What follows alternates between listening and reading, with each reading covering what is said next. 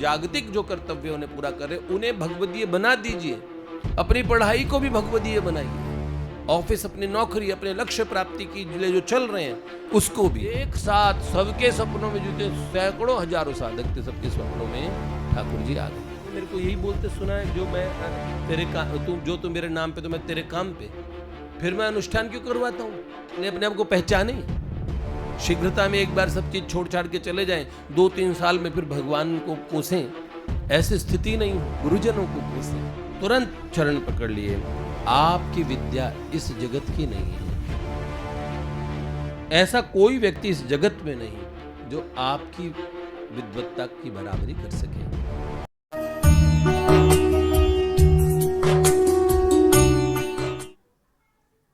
आज हम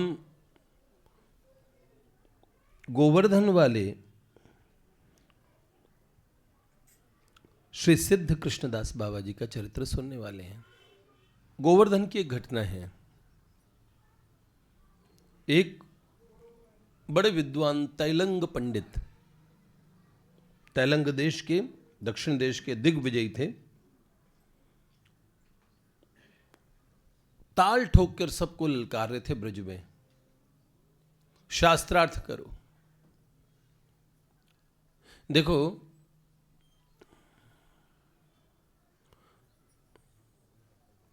अगर किसी खल को विद्या मिल जाए तो उसे विवाद करेगा, बल मिल जाए तो दूसरे का दमन करेगा। एक भगवान रामानुज के चरित्र में भी आता है, एक श्री यामुनाचार्य जी ने शास्त्रार्थ में पराजित किया था। उस पंडित का नाम था कोलाहल। जहां जाता था कोलाहल मच जाता था। सच में वो कहता था मैं सबकी बात काट दूंगा, किसी भी तर्क से मैं किसी की बात भी काट सकता हूं। तो श्रीपाद यामुन मुनि, श्री यामुनाचार्य, तो श्री यामुनाचार्य जी महाराज ने देखा विजयनगर के राजा के दरबार में सब पराजित से खड़े हैं। कोई हमारे राज्य की प्रतिष्ठा की, विद्वत्ता की रक्षा कर ले, ये कोलाहल तो सबको पराजित कर देगा। तो श्री यमुनाचार्य जी महाराज जब गए तो उन्होंने कहा कि ये मेरी बात काट के दिखाएं। मैं इन्हें 3 बात कहूंगा, क्योंकि सही को गलत, गलत को सही, विद्वान आदमी कुछ भी कर देता है। एक बार एक सज्जन आए, बड़े विद्वान थे। भाई जी ने कहा कि कुछ प्रवचन करें। तो उन्होंने कहा किस विषय पे बोलूं भाई जी? थे बड़े सरल हृदय के, बोल दिया भाई जी को। भाई जी ने कहा कि मतलब विषय मतलब तो उन्होंने कहा भाई जी आप बोलेंगे भगवान हैं तो इस बात को सारे तर्कों से प्रमाणित कर दूंगा, और भगवान नहीं है पे प्रवचन करना है तो मैं सारे खंडन करके सारे तर्कों से भगवान नहीं है ये सिद्ध कर दूंगा। मतलब कि सब तर्क का ही खेल, खुद का अनुभव नहीं, भगवान है कि नहीं है ये भी नहीं पता है, वही दुष्य कैसा। तो कोलाहल ने जब ये किया अपनी विद्या का प्रदर्शन, तो यामुन मुनि ने कहा ठीक है हमारी बात काटिए। पहली बात, जो आप बोलेंगे मैं उसका उल्टा सिद्ध कर दूंगा। जो आप बोलेंगे ये आकाश है तो मैं इसे पाताल सिद्ध कर दूंगा। आकाश को धरती, धरती को आकाश सिद्ध कर दूंगा। सूरज को चांद, चांद को सूरज सिद्ध कर दूंगा। क्या बात है जो मुझसे, जिसे मैं बदल के न कह दूं। तो उन्होंने कहा, यामुन मुनि ने कहा पहली बात काटो। मैं कहता हूं हमारे राजा बड़े धर्मात्मा और बहुत ही अच्छे मानव के जो सारे सद्गुण हमारे महाराज, हमारे राजा, हमारे महाराज में हैं, सारे सद्गुण इनमें उपस्थित हैं। काटो। अब उल्टा सिद्ध करना था कि मतलब ये दुष्टात्मा, बदमाश, और भाई वहां किसके 2 सर है? पर्सनली पर्सनली राजा के ऊपर बात आ जाती, इतना सा मुंह हो गया। दूसरी बात काट दूंगा, दूसरी बोलिए। यामुन मुनि बोले कि रानी का कैरेक्टर बहुत अच्छा है, चरित्र बहुत बढ़िया। रानी पास ही बैठी थी। रानी के चरित्र, घर की बहन बेटियों के ऊपर, घर में स्त्रियों के ऊपर बात आई तो कितनी बड़ी बात हो जाती है। दूसरी बात भी नहीं काट पाए। तीसरी बात कही कि आपकी मां काकवंध्या है, मतलब एक संतान होने के बाद में दूसरे संतान नहीं होती, एक ही संतान होती, उसे काकवंध्या कहते हैं। और सच में सत्य ही था, इसे काटते कैसे? नहीं महाराज, मैं आपकी बात नहीं काट पाऊंगा। समझाया गया कि कोलाहल किस लिए, विद्या का कोई कोलाहल होता है। ऐसे ही तैलंग पंडित खंभ ठोककर सबको ललकार रहे थे। शास्त्रार्थ की बात तो दूर, लोग उसके पास खड़े होने का साहस नहीं कर रहे थे। और ब्रज के लिए बड़ी लज्जा की बात हो रही थी कि इतना बड़ा रसिकों का साम्राज्य है ब्रज, और इसको यहाँ पे कोई आके कोई अपनी विद्वत्ता का प्रदर्शन करके कहे सब हार गए, यहाँ पे विद्वान लोग नहीं हैं। बस सब लोगों को नतमस्तक होना पड़ रहा था। अब ब्रज की नाक कैसे ही रखी जाए, तो वृंदावन के विप्र सब चिंतित थे। उन्होंने कहा दिग्विजय को नीचा दिखाने का एक ही साधन है, इसे शास्त्रों का बड़ा अभिमान है। गोवर्धन के सिद्ध कृष्णदास बाबा के पास भेज दें, बाबा बड़ा है, बाबा का वैदुष्य बड़ा अलबा, और ऊपर से भगवान की उन पे कृपा है, तो इसको उत्तर वो ही दे पाएंगे। लेकिन एक भय था कि बाबा महात्माओं में बड़ा दैन्य होता है, अरे हम कुछ नहीं, हमें आप, अरे आप तो बहुत बड़े विद्वान हैं, दूसरों का आदर देते हैं। अमानिना मान देना, ये स्वभाव है। तो बात बिगड़ जाएगी भाई। बाबा कह देंगे नहीं आप योग्य हो, हम तो हार गए। अब क्या युक्ति करें जिससे दिग्विजय पीछे पड़ जाए शास्त्रार्थ के, और बाबा को भी टक्कर लेनी पड़े उससे पीछा छुड़ाने के लिए। दिग्विजय के पास गए, बड़ी स्तुति की, महामना हम सब आपकी प्रतिभा जानते हैं, ऐसा कोई नहीं जो आपसे आलाप भी कर सके, आपसे बात भी कर सके। हाँ, आप कष्ट करें गोवर्धन के सिद्ध कृष्णदास बाबा के पास जाने का, ब्रज के पंडितों के मुकुटमणि हैं, अगर आप उन्हें परास्त कर देंगे तो समझ लीजिए कि विश्व में आपका डंका बजेगा। वो तो ऐसे विद्वान है, न भूतो न भविष्यति, बाबा को हरा दीजिए। पर वे आसानी से हाथ नहीं आएंगे, उन्हें शास्त्रालाप के लिए तैयार करना बड़ा मुश्किल काम है, और अपने पांडित्य का कुछ प्रदर्शन करना पड़ेगा। वो व्यर्थ ही किसी से शास्त्रार्थ नहीं करते हैं, तो उन्हें उकसाना पड़ेगा, जिसे अपने योग्य समझते हैं। नहीं तो कहेंगे अरे महाराज हमें नहीं आता, आपको ही आता है। किसी मूर्ख को देख के तो ऐसे ही बोलते हैं, अरे उन्होंने बोला नहीं, अब तो मैं उनके ज्ञान को उगलवाऊंगा। बस उकसा दिया उसके अभिमान को। वृंदावन से गोवर्धन गया, और वहाँ कई महात्माओं की भीड़ जुट गई कि वो पहुँच रहा है। अब देखने के लिए बड़े बड़े विद्वान भी आ गए।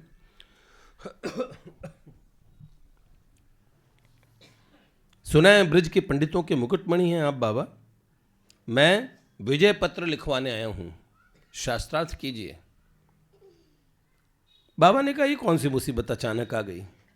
उन्होंने बड़ा दैन्य दिखाया, बड़ी छल वाक्यों का प्रयोग कर उसे टालने की भरसक चेष्टा की, पर वो तो छोड़ने को ही राजी नहीं था। उसे अपनी विजय का डंका पिटवाना था।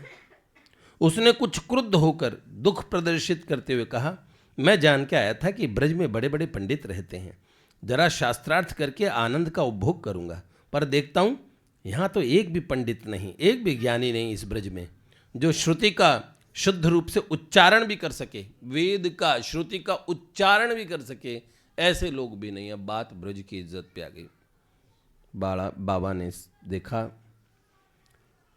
और फिर कहा बड़ी विनम्रता से, आपके समान वेद परायण पंडित यहाँ कोई विरला होगा। मैं जानना चाहता हूँ कि आप कितना जानते हैं। तो जरा सामवेद का कोई मंत्र पढ़ के सुनाए।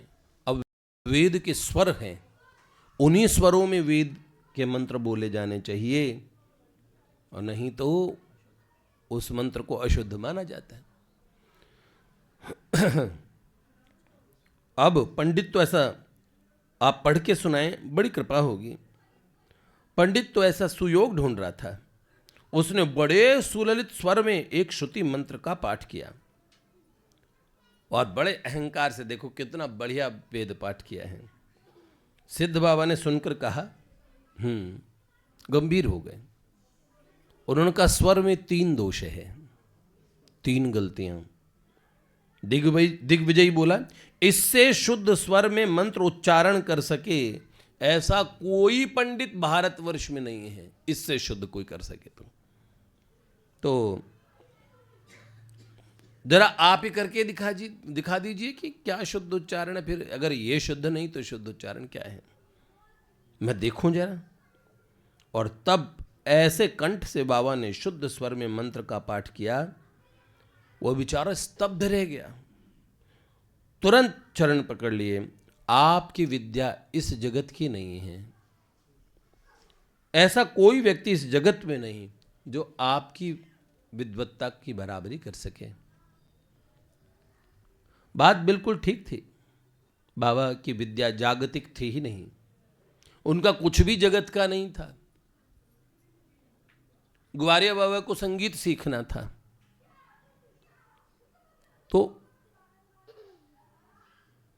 एकांत में पड़ गए, साधना करना प्रारंभ कर दिया। उन्हें तो नाद ब्रह्म का साक्षात्कार हो गया।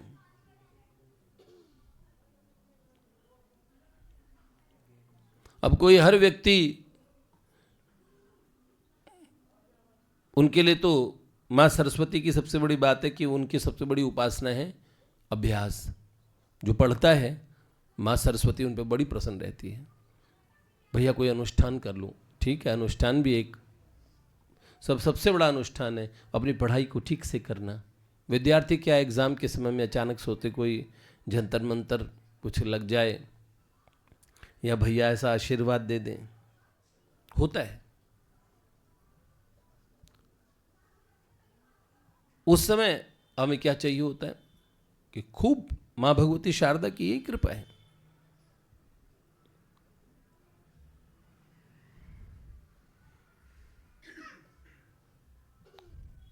बाद में दोष देंगे दूसरे को, पेपर ठीक नहीं था।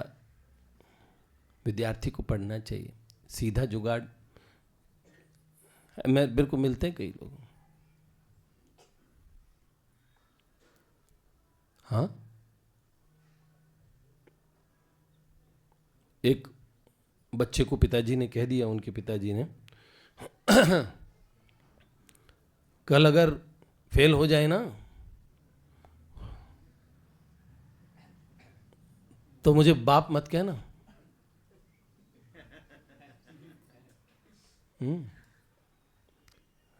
तो मेरा बेटा नहीं, अगर फेल हो गया तो। अगले दिन रिजल्ट आने वाला था। जब घर पहुंचा बेटा तो पिता ने पूछा क्या रहा, तो कहा मांगे राम तूने पिता कहलाने का अधिकार खो दिया। लो, तूने पिता कहलाने का अधिकार खो दिया रे। ये नहीं बोल रहा कि मैं फेल हो गया, दूसरे के सर पे ठीकरा फोड़ देते हैं। ये ठीक नहीं है। इस समय बच्चों का पेपर चल रहा है, लोग बच्चे आते हैं मेरे पास में, बोर्ड के पेपर चलते हैं तो आशा भरी नजर से आते हैं, कोई आशीर्वाद ही दे दीजिए। तो बाबा की विद्या भी जागतिक नहीं थी। उनमें प्रारंभ से दिव्य शक्ति थी। संसार का त्याग करके परमार्थ के मार्ग पे चलना बड़ा मुश्किल काम है। शौक से बहुत लोग चल जाते हैं और बाबा जी का स्वरूप धारण कर लेते हैं, बड़ी चुनौतियों का सामना करना पड़ता है। उसे निभाए रखने के लिए, उसे बनाए रखने के लिए एड़ी चोटी का जोर लगाना पड़ता है। भीतर के विकार जीने नहीं देते बेटा, बड़ा मुश्किल काम होता है। अपने आप से, सगे संबंधियों से भी, दूसरों की नजरों में हे अरे तूने सारी जिम्मेदारियां छोड़ के भाग गया, बड़ा मुश्किल काम है। मैं साधारण जन साधारण को तो सबको यही कहता हूं कि कोई विशेष किसी में ऐसा वैराग्य हो, ऐसी लगन हो, तो वो विरक्त होके उस मार्ग को लजाते नहीं हैं। उस पवित्र नाम, उस पवित्र मार्ग की जो प्रतिष्ठा है वो सदा बनाए रखते हैं। नहीं तो जन साधारण में तो मेरा एक ही है कि अरे भैया भगवान का भजन करो, भगवान का भजन करो। घर में बैठ के अपनी पढ़ाई लिखाई, विद्यार्थी हैं तो विद्यार्थी उस पढ़ने को भगवान का भजन माने। भगवान कहते हैं ना, यद करोषि यदश्नासी यज्जु होसी ददासी यद तपस्यसि कौन्तेय तद कुरुष्व मदर्पणम। जो तू कर रहा है, नहा रहा है, जो तपस्या करता है, सब मुझे अर्पित कर दे। तो भगवान, आप जो साधना करते हैं वो तो भगवान की भक्ति है। वो तो 1-1.5-2 घंटे आप ऑफिस जाते हो, फिर 1-2 घंटे नाम जप वगैरह करते हो, बहुत बढ़िया बात है। विद्यार्थी हैं, अपनी अच्छे से पढ़ाई कर रहा है, वो पढ़ रहा है, वो भी तो भगवान का भजन है। भगवान का दिया गया कर्तव्य पूरा नहीं कर रहा है क्या? किसी साधक को बड़ा हृदय में दुख हुआ, उसने कहा मैं तो भगवान के भरोसे उनके और जप पे लगा था और मेरी 26 वर्ष की आयु हो गई। तो 23 से 26 साल तक, मतलब पिछले 2-3 सालों से मैं भगवान का खूब जप कर रहा था, क्योंकि मैंने सुन लिया था, आपने किसी प्रवचन में कहा था, जो तू मेरे नाम पे तो मैं तेरे काम पे, और जो तू अपने काम पे तो मैं अपने धाम पे। तो मैं भगवान के नाम पे आ गया, तो भगवान, मतलब उसका अभिप्राय था भगवान उसके काम पे नहीं आए। तो ये बात मन के अंदर में उन्हें दुख हुआ, इस बात से बड़ा दुख हुआ। अरे मैंने किसी कंटेक्स्ट में बोला होगा बेटा, मैं तो हजारों बार यही कहता हूं, 10,000 बार से ऊपर बार बोल चुका हूं, हर जगह बोलता हूं, हरि का भजन पेट का धंधा, जो न करे सो मूर्ख अंधा। मैं कहता हूं इस बात को ध्यान दो कि भैया इस बात के समर्थक नहीं हैं। सब कामों में रत रहते हुए भगवान की प्राप्ति होती है, घर में रहते हुए प्राप्ति होती है, बिजनेस करते हुए, काम करते हुए, नौकरी पेशा करते हुए, परिवार को निभाते हुए भगवान की प्राप्ति होती है। ये बहुत गलत फहमी है कि सब कुछ छोड़ना ही पड़ेगा। देखो बेटा, अगर हम सब छोड़ के आए तो फिर शिकायत नहीं होनी चाहिए, लेकिन अगर इस जो जग के ताने सुन न सके तो प्रेम गलिन में आइए क्यों, बात ये है। इसलिए सबसे सेफ, सुरक्षित रक्षा जो मार्ग है, जो रास्ता है, वो यही है कि अपना जो नियत कर्तव्य है उन्हें पूरा करते हुए भगवान की प्राप्ति करनी है। भगवत प्राप्ति जो विरक्त हैं उन्हें भी करनी है, लेकिन उनका 24 घंटे का भजन है भैया, क्योंकि वो केवल भगवान के लिए निकले। और आप जो भगवदीय कार्य कर रहे हैं, अपने जगत जागतिक जो कर्तव्य उन्हें पूरा कर रहे हैं, उन्हें भगवदीय बना दीजिए। अपनी पढ़ाई को भी भगवदीय बनाइए, ऑफिस, अपनी नौकरी, अपने लक्ष्य प्राप्ति के लिए जो चल रहे हैं उसको भी। न दैन्यम न पलायनम युद्धस्व विगतज्वर, भगवान कह रहे हैं।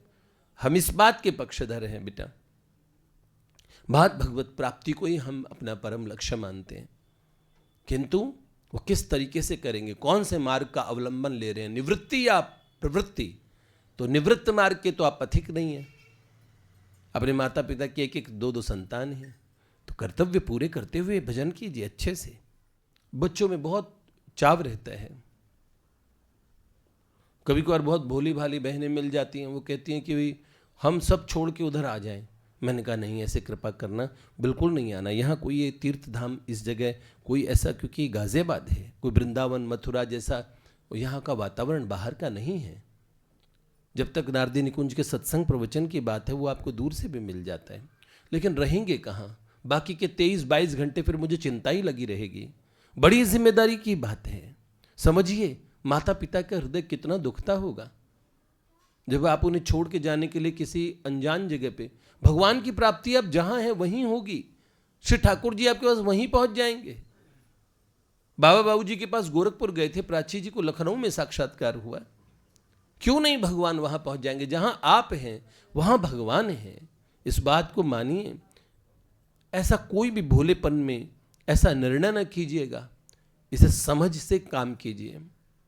दोनों बात, एक तो साधकों को मैं कह रहा हूं कि वो शरीर की और अपनी पढ़ाई की इनकी उपेक्षा बिल्कुल न करे, बाद में पछताना पड़े। क्योंकि एक बार तो लगता है हम बड़े साधना के जोश में हैं। दुविधा में दोऊ गए, माया मिली न राम। बिल्कुल कच्चा वैराग्य हमें बड़ी तकलीफ देगा बेटा। इसलिए अपने आप को पहचाने। शीघ्रता में एक बार सब चीज छोड़ छाड़ के चले जाएं, 2-3 साल में फिर भगवान को कोसें, ऐसी स्थिति नहीं हो। गुरुजनों को कोसें, ये बात नहीं, ठीक नहीं है। इस बात के लिए गिरधर जी दोनों को प्रकाशित करें। आप दोनों विषय जो मैंने उठाए हैं इनको सबके समक्ष पहुंचाएं, क्योंकि इन चीज़ों का मैं अक्सर सामना करना पड़ता है मेरे को। अभी 3-4 दिन पहले राधा रमन जी ने किसी को उत्तर भिजवाया है, ठीक यही बात थी। क्या करें? क्या मैं, आपने मेरे को यही बोलते सुना है, जो मैं तुम मेरे नाम पे तो मैं तेरे काम पे।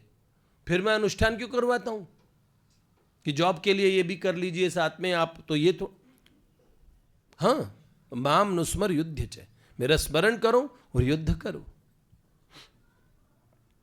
तो संसार का त्याग करके और पारमार्थिक जीवन के लिए ऐसा कौन सा संघर्ष था जो बाबा ने नहीं किया?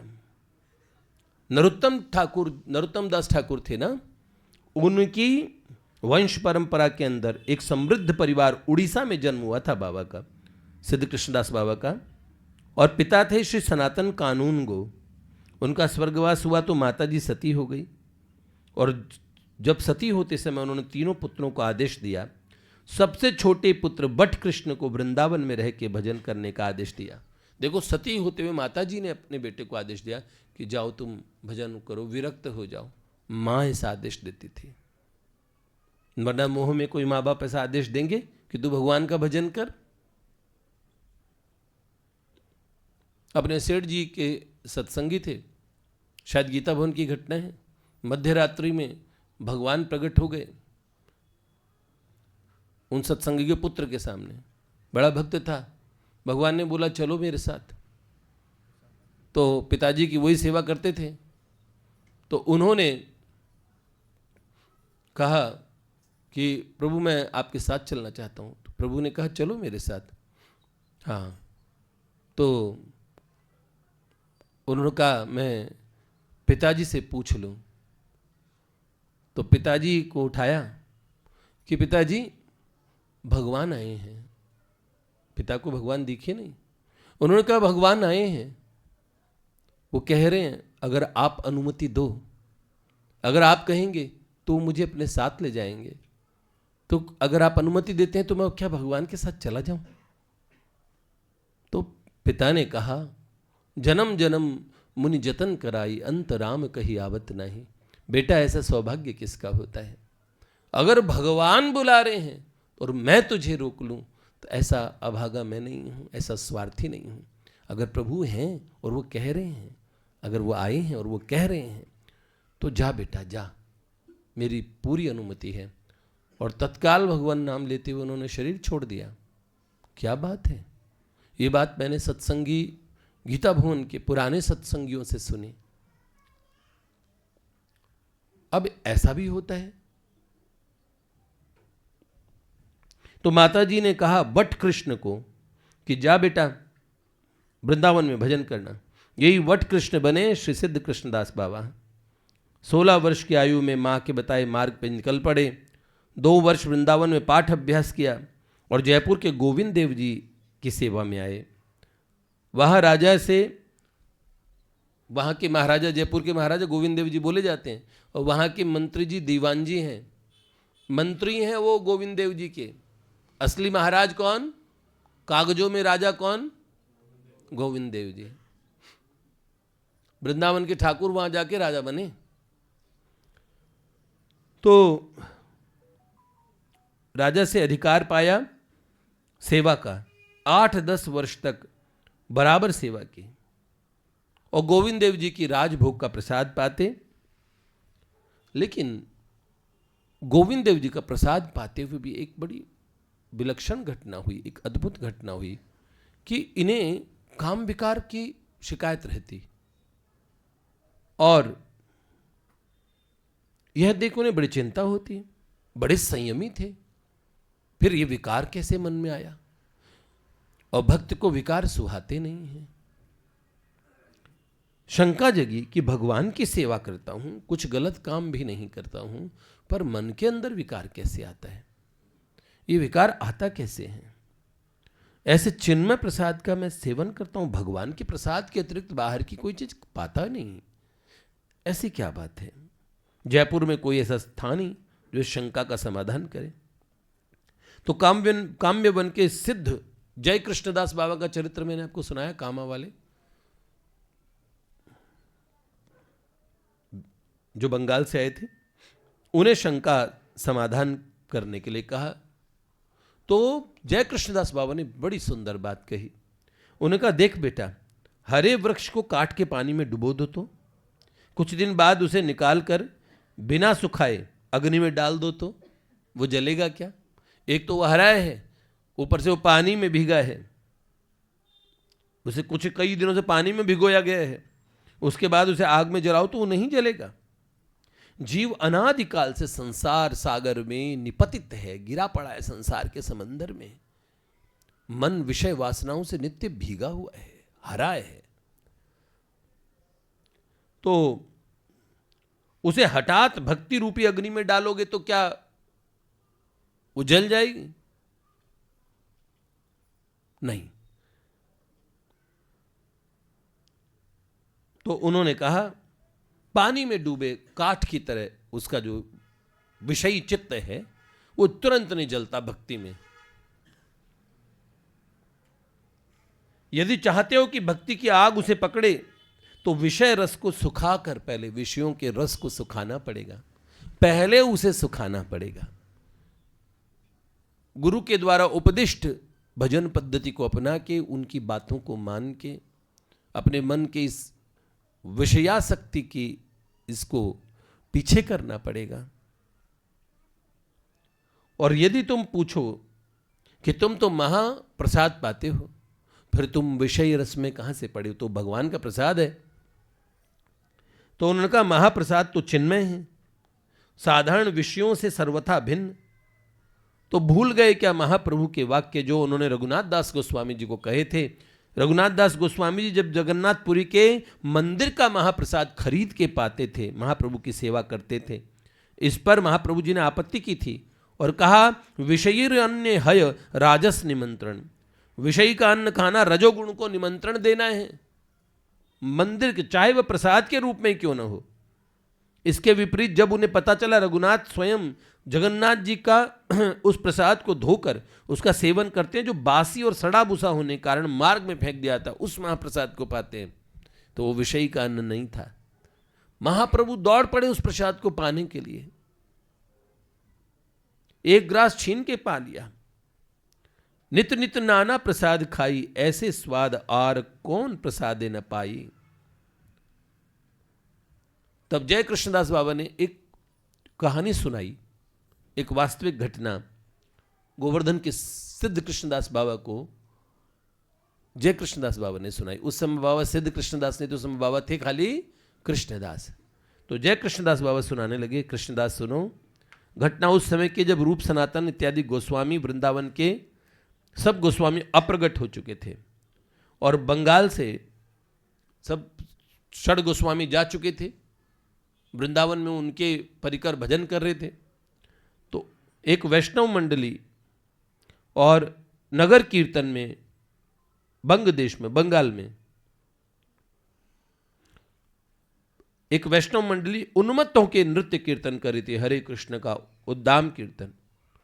एक वैश्या ने अपनी अट्टालिका से ये दृश्य देखा, भक्तों के इस भाव में उसको इतना भाव आया, उसे नाम कीर्तन इतना प्यारा लगा। कोई बेचारी इस विषय के मार्ग में गिर गई होगी, पूर्व के संस्कार क्या पता कहीं भजन के रहे हों, और कीर्तन करने वाले वैष्णवों की पद धूल में लोटपोट होने लगी। उनकी चरण रज के प्रभाव से उसके मन में वैराग्य आ गया, उसके मन में वैराग्य हो गया। वो बेचारी वैरागन हो गई। महंत जी ने पूछा, तुम चाहते क्या हो? उसने कहा, मेरे पास लाखों रुपयों के सोने हैं, आभूषण हैं, वो आप ठाकुर जी के लिए ले लें। मेरी जितनी धन संपत्ति है उसे वैष्णव सेवा में लगा दें और मुझे शिष्या स्वीकार कर लें। महंत जी ने कहा, मैंने तुम्हारी प्रार्थना स्वीकार की, तुम अब मेरी शिष्या हो, मेरी एक आज्ञा का पालन करो। तुमने जितनी भी धन संपत्ति और जितने अलंकार हैं उन्हें वृंदावन जाके गोविंद देव जी भगवान को दिया हो, गोविंद देव जी को दिया हो। वृंदावन, उस समय गोविंद देव जी वृंदावन में थे, जयपुर नहीं गए थे, तो गोविंद देव जी को जाके दिया हो। वैश्या ने ऐसा ही करना चाहा, और जब वृंदावन जाकर गोविंद देव जी के पुजारी जी से कहा कि मेरे पास इतना सोना इतना आभूषण है, आप सब रख लीजिए, तो पुजारी जी ने साफ कहा, मैं कुछ भी तुम्हारा ये जो सोना और धन है स्वीकार नहीं कर सकता। तो जमुना जी के तट पे जाके पड़ गई, भूखी प्यासी आमरण अनशन कर दिया कि अब मैं कुछ नहीं खाऊंगी, मैं प्रभु आपको कुछ समर्पित भी नहीं कर सकती। अब बीच में टपक गए, बीच में, क्षमा चाहता हूं, बीच में आ गए ठाकुर जी। पुजारी जी को आदेश दिया, जमुना तट पे जाओ, 3 दिन तक से भूखी प्यासी है वो, पहले उसके लिए प्रसाद लेके जाओ, उसका धन सारा ले लो और मेरा भोग भंडारा करो, और उसे अपने हाथ से मेरा श्रृंगार करने दो। लो, अपरस की सेवा में अब श्रृंगार करने वो आएगी। अब जब गोविंद देव जी बोले तो रोके ही कौन? श्री ठाकुर जी खुद ही बोल पड़े। अब सारे नियम उन्हीं के बनाए, वो खुद ही नियम तोड़वा रहे। पुजारी जी ने, जैसे पार्थ ने कहा, अच्छा मैं अर्जुन पे, और नहीं, पार्थ ने कहा कि मैं कर्ण पे और बाण का संधान करता हूं, वो निहत्था है। अर्जुन चाहते नहीं थे, पर श्री कृष्ण कह रहे मार। ठीक है, पाप पुण्य इन्होंने बनाए, अभी इनकी आज्ञा है। तो पार्थ ने तो यथावत करिष्य वचनम तव, आप कह रहे हो वैसे ही करूंगा। ठीक है, पुजारी जी ने ऐसे ही किया। वैश्या ने स्नान कर अपने हाथ से गोविंद देव जी का सुंदर श्रृंगार किया और उसके धन से गोविंद देव जी को विविध प्रकार का भोग लगाया। वैष्णवों को आमंत्रित करके ऐसा जबरदस्त बड़ा भंडारा हुआ, झरा भंडारा। उसी रात जिन्होंने प्रसाद पाया था उन सभी वैष्णवों को स्वप्न में और गलत दोष हुआ। प्रातःकाल परस्पर एक दूसरे से उन्होंने पुजारी से पूछा कि किसका प्रसाद था। उन लोग बेचारों को तो पता नहीं था, सब भजन करने वाले वैष्णव थे। तो उन्होंने पुजारी से पूछा और पुजारी जी ने सारा किस्सा बताया कि सब गोविंद देव जी का आदेश है। तो उन्हें बड़ा दुख हुआ कि अरे उन्होंने वैश्या का अन्न खाया। अपनी अपनी कुटी पे जाके उनका वो भूखी प्यासी आमरण अनशन किया, तो इन्होंने भी अनशन कर दिया सबने। अब सब जने 3 दिन तक ऐसे ही अन्न जल ग्रहण किए बिना पड़े रहे। 3 की निर्जला। एक साथ सबके सपनों में जुटे, सैकड़ों हजारों साधक थे, सबके सपनों में ठाकुर जी आ गए, गोविंद देव जी। उन्होंने कहा क्यों मेरे से गुस्सा करके आत्महत्या करना चाहते हो? तुम क्यों मेरे प्रति क्रोध कर आत्महत्या करना चाह रहे हो? तो वो बोले स्वप्न में सब, आत्महत्या ना करें तो क्या करें, तुमने सारा घर बार छुड़वा दिया, इतने दिन चरणों की शरण में रखा, फिर वैश्या का अन्न खिलाकर सारा धर्म भ्रष्ट कर दिया, इसलिए आए थे यहाँ पे तुम्हारे पास। एक साथ उत्तर दिया। तो गोविंद देव जी ने कहा मैंने कब कहा था वैश्या का अन्न खाने को? मैं तो सब कुछ खा सकता हूं, पर तुम्हें खाने को कोई ना कहता हूं। हाँ, तो हम क्या करें? महाप्रसाद सामने आए तो उपेक्षा करके फिर अपराध पे प्रसाद की उपेक्षा कर दी तो मुंह मोड़ के चले जाएं। तो गोविंद देव जी ने कहा, पूरा भर के खाने को किसने कहा है? महाप्रसाद का आदर तो एक कण खा के भी कर सकते हो ना, तो थाल भर भर के खाओगे? अरे बाबा, अरे बाबा, ऐसे में प्रसाद मिले तो एक कणिका लेके उसका आदर कर लो। महाप्रसाद की उपेक्षा भी नहीं हुई। तो गोविंद देव जी ने तो जय कृष्णदास बाबा के वचनों से श्री कृष्णदास बाबा की शंका का समाधान हो गया, और वो भी गोविंद देव जी का ही प्रसाद पा रहे थे।